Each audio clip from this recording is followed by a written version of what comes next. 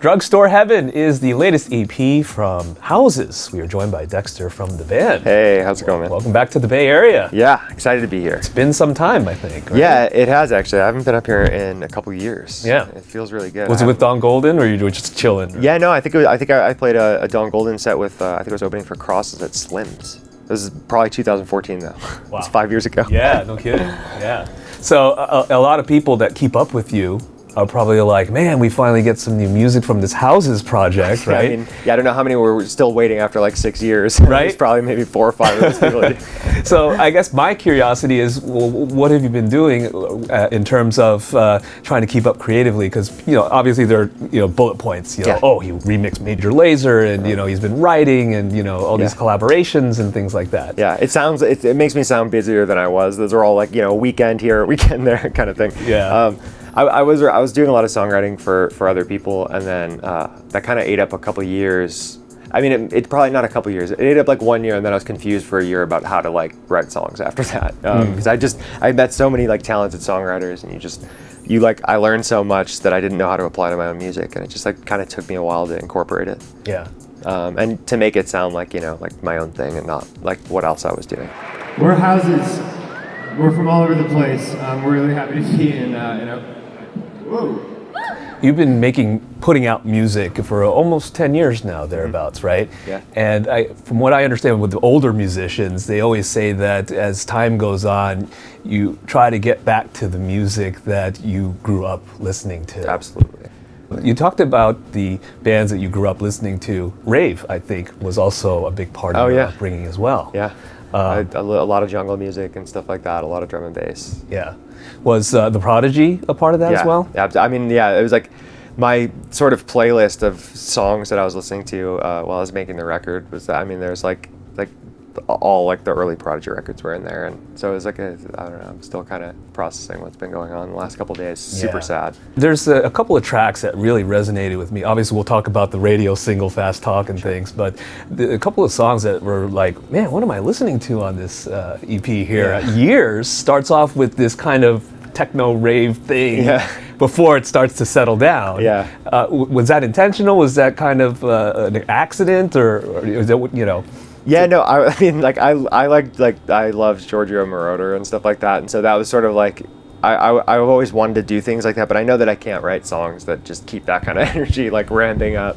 And it was really, I had like 2 different ideas that just fell kind of together in place, and I was like, this is a great intro for this, and also, like, that's how we open our sets, and it's like, I just kind of needed to have a moment on the record that I knew was going to be a blast for like our live sets. Yeah, it's pretty soft. I mean, it's like I like the real ravers don't, aren't gonna be like talking that like I have good chops or anything. But I love all that music because it resonates with like I don't really think of myself as a great like super talented musician. I can't play like piano extraordinarily. I can't play really any instrument like extraordinarily well. But I have kind of over the course of my life figured out how to use my tools, just kind of like shoving squares into like circles over and over again, just seeing what I can jam through. And once I kind of like organize it all, it sort of sounds like music. And that's like what all the early rave music, all the jungle stuff, it's like the guys didn't have like a firm grasp on melody or music theory. It's just like what's going to make people move. So obviously Fast Talk is really resonating with a lot of people right now. Congrats on getting this recognition finally. Thank you. And so you've said in the past that this is a memorial to the friends that you grew up with. Yeah. And just sitting in the passenger seat with your best friend. Is this like teenage years, high school years? Yeah, like kind of like end of high school and like after and beyond. I wasn't college. It was just a lot of other things instead. But I mean, it's like sort of just a bubble of Chicago and my youth kind of just like wrapped up in one story, as if it was all happening on one drive kind of at the same time. Yeah. Were you a wild kid? Were you guys looking for trouble? I mean, what was going on in this car? Honestly, like it was, I grew up with some pretty heavy addiction issues, and all of my friends did as well. And so that's kind of more what it was about. Is just like, there's an opioid epidemic going on, and I was a definite part of it when I was a kid.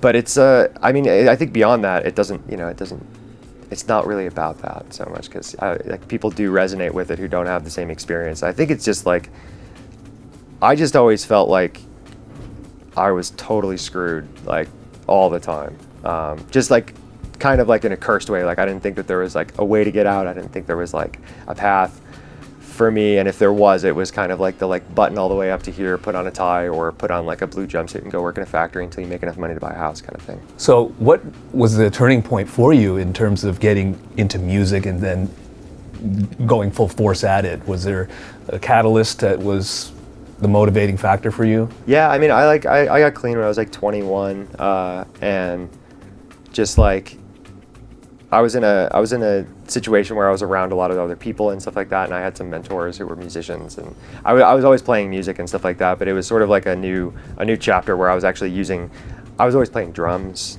in bands, and so it was kind of like, after I got clean, I started exploring kind of writing my own songs and stuff like that for the first time, as a way of like, coping with life and stuff, because I didn't really have any other coping mechanisms at the time. Yeah. And so it definitely like kept me going for a long time, and it's sort of been just like the constant throughout my whole life. Everything else has gone like way up and way down a bunch of times, but like being able to write songs and like wanting to write them has been a constant. I understand there's more material coming. Yeah, I'm working on after this tour lets up in April.